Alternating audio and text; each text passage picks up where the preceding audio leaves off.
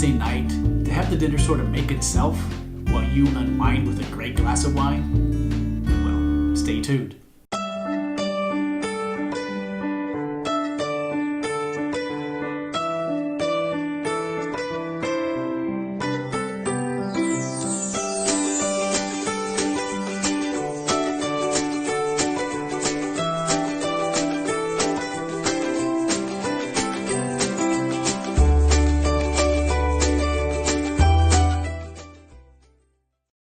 So welcome to this week's episode. Yes, I thought this would be an episode devoted to how can I help you have an easier, more enjoyable weeknight dinner. And all of us are so stressed and so busy. I came up with this, well, I didn't come up with it, sorry. I actually learned about this from a food subscription service. And it's called Sheetpan meals. So really everything you need can go in the Sheetpan, and you pop it in the oven while you're drinking your wine, waiting for it to cook, and then you pull it out and dinner is done. So I've really been enjoying these, and they're actually quite healthy. So it's given me some healthy options, and we can share that too. So I have two wines that we'll look at this week for our Sheetpan dinners that I'll give you two recipes that I think are really well with this one, go well with these two wines. But because I've chosen these two wines, I think they're flexible enough to go with some different food combinations. So we will explore that.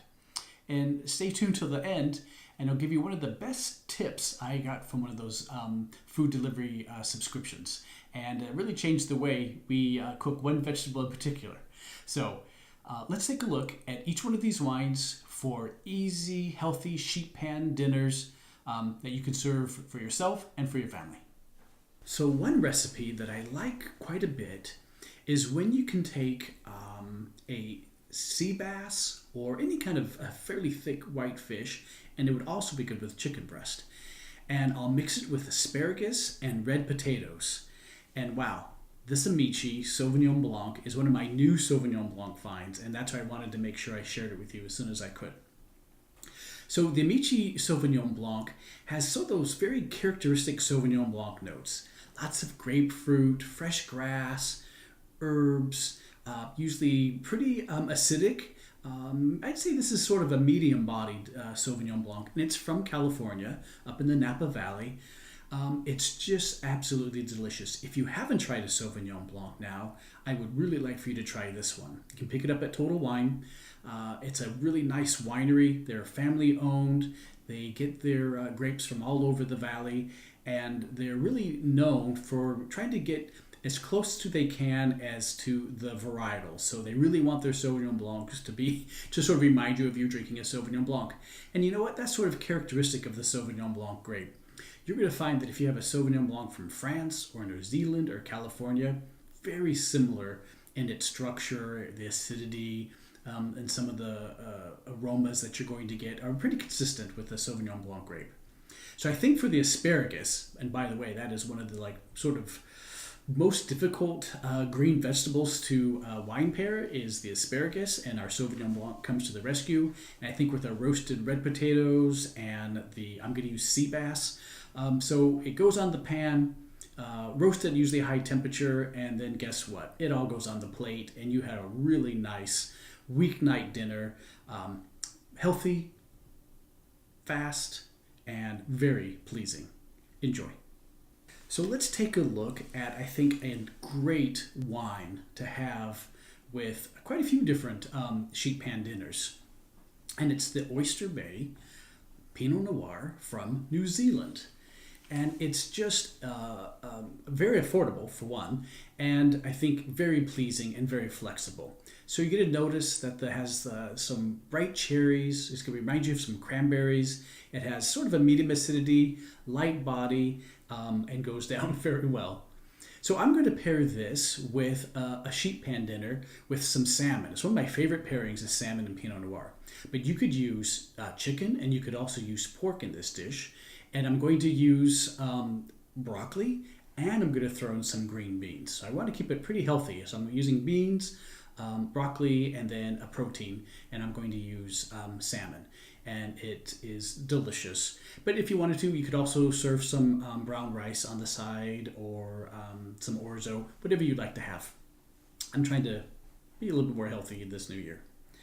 So the winery, Oyster Bay, they make a great Sauvignon Blanc, and I really like the winery's website where they really focus on that they try to be very environmentally friendly. So they like to be a winery that makes sustainable wines, doesn't harm the environment, and they follow some great practices in sort of environmentally friendly winemaking, and I enjoy that about this winery. Easy to find, like I said, not too expensive. Say the $10 to $15 range. I found this at my local grocery store.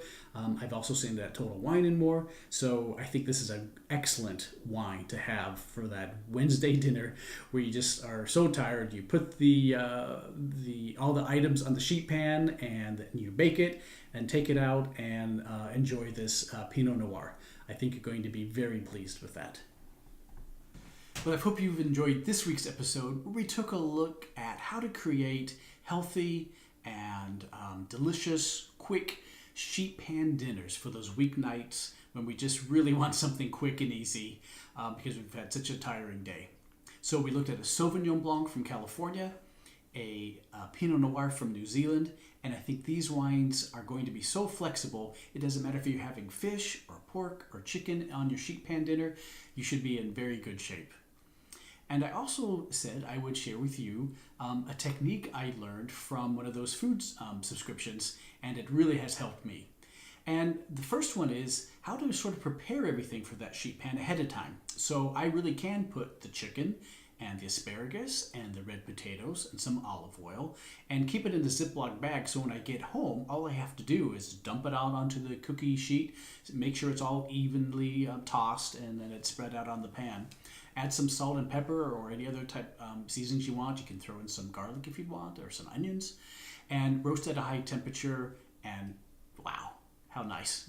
All you have to just pull out the sheet pan and put it on the plate, and everyone's ready to eat. And the other thing that I learned was how to roast broccoli. I love broccoli, and I've loved broccoli since I was a kid, and so does my wife, but I always either steamed it or I would saute it. I never thought of roasting it until it was in one of the recipes. I don't know where that's been all my life. But you do it the same way, right? So bite-sized pieces and toss it in olive oil, salt and pepper. Usually that's all it needs. And you spread it evenly on the pan, roast it at a high temperature until it gets nice black, crispy bits. You can leave it on as long as you want. And it gives it sort of a nutty, popcornish, but yet sometimes sweet. So if there's anyone in your house who thinks they don't like broccoli, try roasting the broccoli, and I bet you may be able to turn him or her around. It's changed us. In fact, my wife doesn't want broccoli any other way these days. So hope those are good recommendations for you and that you enjoy your weeknight one sheet pan dinners. Thank you for being such loyal subscribers. I enjoy reading your comments and look forward to your questions, and hope you're enjoying a very good new year. And let's talk about wine. As you know, it makes me thirsty. So until next week's episode, cheers.